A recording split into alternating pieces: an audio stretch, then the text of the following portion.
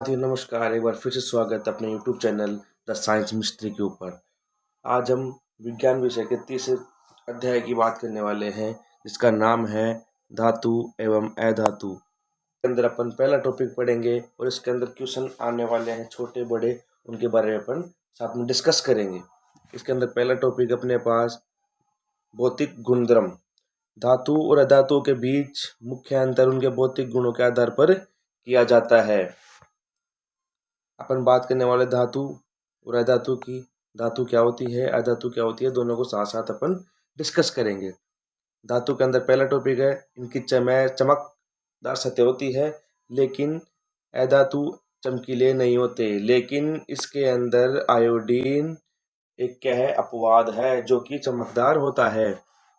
धातुएं कठोरता सामान्यतः कठोर होते हैं। ये धातुएं जो होती है सामान्य रूप से कठोर अवस्था में पाई जाती है, लेकिन इसके अंदर अपवाद है। सोडियम और पोटेशियम ये दोनों क्या है, मुलायम अवस्था में पाई जाती है। ये दोनों मुलायम अवस्था में पाई जाती है। लेकिन अधातु क्या होती है, अक्सर ये कमरे के ताप पर नरम होती है। लेकिन हीरा अधातु होते हुए भी अत्यधिक मात्रा में कठोर होता है। यहाँ से क्वेश्चन भी बनता है, सबसे कठोर अधातु का नाम लिखिए, तो उसका उत्तर होगा हीरा। अगला टॉपिक अपने पास, कमरे के ताप पर ठोस होती है। धातु ये कमरे के ताप पर क्या होती है, ठोस होती है। लेकिन मरकरी एक ऐसी धातु है जो कमरे के ताप पर द्रव अवस्था में पाई जाती है। अधातु में अगला अगला उदाहरण अपने पास, अधातु ये ठोस अथवा गैस अवस्था में पाई जाती है। अधातु ये कमरे के ताप पर ठोस अथवा गैस अवस्था में पाई जाती है। लेकिन ब्रोमीन एक ऐसी अधातु है जो कमरे के ताप पर द्रव अवस्था में पाई जाती है। धातु ये आघात वर्धनीयता होती है, इन्हें पीट कर चादर के रूप में बनाया जा सकता है। लेकिन अधातु ये भंगुर होती है, इनको चोट मारने पर ये बिखर जाते हैं, टूट जाते हैं। धातु तन्यता, ये तन्य होती है, इन्हें खींचकर तारों के रूप में बनाया जा सकता है। अधातु ये तन्यता नहीं होती। धातु ये ऊष्मा तथा विद्युत की सुचालक होती है, जबकि अधातु ये विद्युत की कुचालक होती है। लेकिन ग्रेफाइट अधातु होते हुए भी क्या है, ऊष्मा का सुचालक होता है, इसलिए इसको क्या कहा गया है, अपवाद। अगला टॉपिक है अपने पास, धातुओं के रासायनिक गुणधर्म क्या होते हैं। जब धातु अलग अलग पदार्थों के साथ अभिक्रिया करती है तो क्या होता है। जैसे अपन पहला उदाहरण पढ़े, वायु के साथ अभिक्रिया। धातु की जब वायु के साथ अभिक्रिया कराते हैं तो क्या बनता है, तो धातु ऑक्साइड का निर्माण होता है। इसका उदाहरण समझे अपन, तो अपने पास है, जब कॉपर की अभिक्रिया ऑक्सीजन से कराई जाती है तो क्या बनता है, कॉपर ऑक्साइड बनता है। और ये कॉपर ऑक्साइड क्या होता है, काले रंग का होता है। अगला है, धातुओं की जल के साथ अभिक्रिया करवाते हैं तो धातु ऑक्साइड व हाइड्रोजन गैस बाहर निकलती है। इसका उदाहरण पढ़े अपन, तो सब सोडियम की अभिक्रिया जल से करवाते हैं तो सोडियम हाइड्रोक्साइड का निर्माण होता है और हाइड्रोजन गैस का निर्माण भी या उत्सर्जन होता है। सोडियम और पोटेशियम ठंडे जल के साथ बहुत तेजी से अभिक्रिया करते हैं और हाइड्रोजन गैस उत्पन्न करते हैं।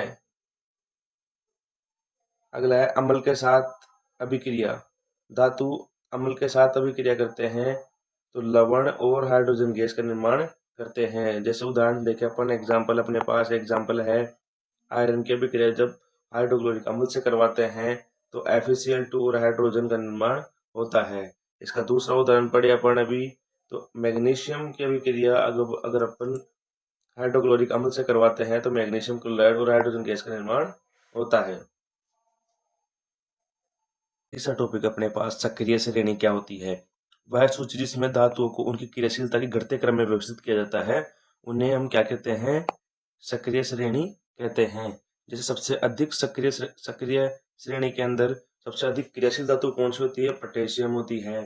फिर उससे कम होती है सोडियम, उससे कम कैल्शियम, फिर सबसे कम होता है सोना।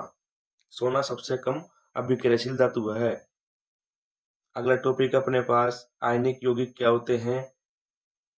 धातु से अधातु में इलेक्ट्रॉन के स्थानांतरण से बने यौगिक को आयनिक यौगिक कहते हैं। इसके गुणधर्म क्या होते हैं, ये ठोस और कठोर होते हैं, इनका गलनांक और क्वथनांक बहुत अधिक होता है। ये जल में घुलनशील होते हैं। जलीय विलयन में विद्युत के सुचालक होते हैं। ये जलीय विलयन में क्या होते हैं? विद्युत के सुचालक होते हैं। यहाँ से क्वेश्चन भी बनते हैं। ये तो बना है बोर्ड 2026 के अंदर क्वेश्चन आया है कि इन धातुओं के नाम देने के बाद उनको घटते क्रम में लिखना था कि सक्रियता श्रेणी में घटते क्रम में लिखना था। ये क्वेश्चन आया था बोर्ड 2026 के अंदर। और यहाँ से क्वेश्चन बन सकता है कि आयनिक यौगिकों के गुणधर्म, आयनिक यौगिकों के गुणधर्म लिखिए, क्या गुणधर्म होते हैं उनके। 5 टॉपिक अपने पास, धातु क्रम क्या होता है और संचरण क्या होता है। इसके अंदर पहला टॉपिक अपने पास खनिज। पृथ्वी में प्राकृतिक रूप से पाए जाने वाले तत्वों को क्या कहते हैं? तत्व या यौगिक खनिज कहलाते हैं। अब है अगला, अयस्क किसे कहते हैं? इनमें इनकी परिभाषा पूछ सकता है एग्जामिनर, इनकी परिभाषा है, किसी की परिभाषा दे सकता है आपको। तो अगला टॉपिक अपने पास खनिज। वे खनिज जिनमें धातु की मात्रा अधिक होती है उसे निकालना लाभकारी होता है, वो कहलाता है बर्जन। क्या होता है? सल्फाइड अयस्कों को वायु की उपस्थिति में गर्म करना बर्जन कहलाता है। निस्तापन क्या होता है? कार्बोनेट अयस्क को सीमित वायु में गर्म करना क्या कहलाता है? निस्तापन कहलाता है। अगला पास संक्षारण। धातु की सतह का वायु और नमी के संपर्क में आकर धीरे धीरे नष्ट होना संक्षारण कहलाता है। संक्षारण से बचाव के उपाय क्या है?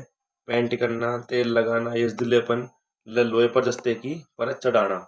यहाँ से क्वेश्चन भी बन सकता है। इंपॉर्टेंट टॉपिक है, संक्षारण किसे कहते हैं, संक्षारण से बचने के उपाय। तो आपको ये इंपॉर्टेंट टॉपिक है। इसके अंदर अगला टॉपिक जो है वह उभयधर्मी ऑक्साइड क्या होते हैं? वे धातु ऑक्साइड जो अम्ल और क्षार दोनों के साथ अभिक्रिया करके लवण और जल बनाते हैं। उदाहरण के लिए एल्यूमिनियम ऑक्साइड और जिंक ऑक्साइड। इसकी रिएक्शन पढ़े अपन उदाहरण।